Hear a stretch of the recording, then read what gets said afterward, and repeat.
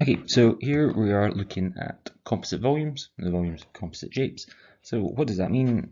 Well, our composite volumes are the volumes of several 3D shapes joined together. So over the last few days, we've looked at shapes like cuboids and prisms and spheres. And what we're going to look at now is we're going to look at just combinations of those into a new, seemingly more complicated shape. So, for example, this cuboid here, and it's got two square-based pyramids at either end. Okay, so this is as a composite shape. Okay, it is got a height of 10 centimeters. The pyramid bits have a height of 6 centimeters, and they've got lengths of 5 centimeters. Okay, what we're going to do is we don't have a formula for finding some kind of shape like that. Okay, that just doesn't happen. And so instead, what we do is we split it up into its parts, and so we deal with it as one cuboid and two square-based pyramids.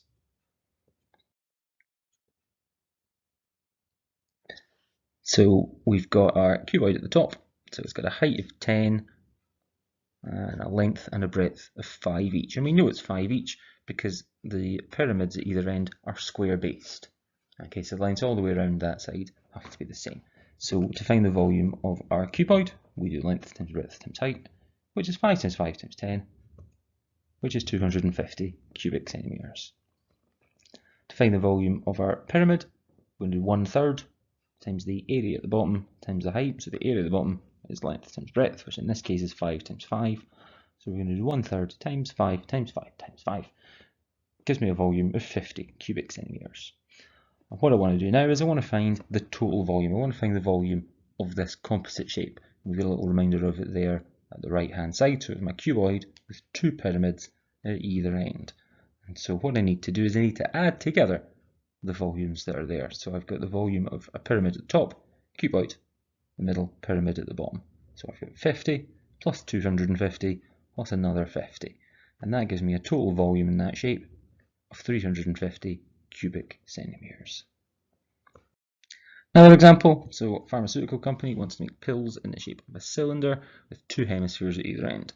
So the pill is 210 millimeters long and 50 millimeters across. So we're going to find the volume of the pill.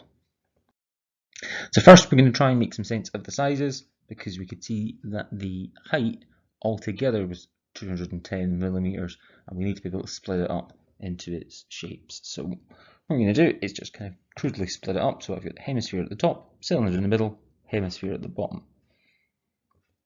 And so I know that it's 50 millimeters long, and so each of those lengths has to be 50 millimeters. What that's going to give me though is that's going to give me the diameter in question for each of the hemispheres. And so if we want the radius for each of them, we can mark from the middle of that straight to the edge. It's going to have to be half of that number. It needs to be 25 millimeters.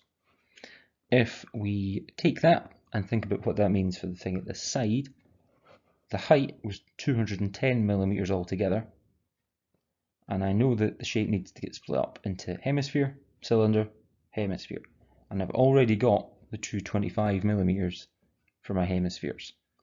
If all three of them need to add up to 210, how much does that leave me with? Well, I'm left with 160 millimeters in the middle. Okay, so what that tells me then is that I've got a cylinder that has a diameter of 50 millimeters and a height of 160. Okay, each of my hemispheres still has their radius of 25 millimeters. So we're going to split that up. And because we've got two hemispheres, if we were to join them together, we end up just getting the sphere. Okay, so we don't have to worry about doing it in two parts. We can just bring it together into one shape here. So the volume of a sphere is found by doing 4/3 times pi times r cubed, and my radius in this instance is 25 millimeters. So the volume is 4/3 times pi times 25 cubed, which gives us a volume of 65,450 cubic millimeters. We've also got to think about the cylinder part. So we've got a cylinder bit. It had a radius of 25 millimeters and a height of 160. So the volume of a cylinder, pi r squared h. So my volume is pi times 25 squared times 160, which is 314,159 cubic millimeters. Okay, and the temptation is normally just to stop there, but remember all we've done is we've just found the volume of all the parts to it. We wanted to find the volume of the shape as a whole, so we need to add them together. So my total volume is equal to the volume of the sphere plus the volume of the cylinder.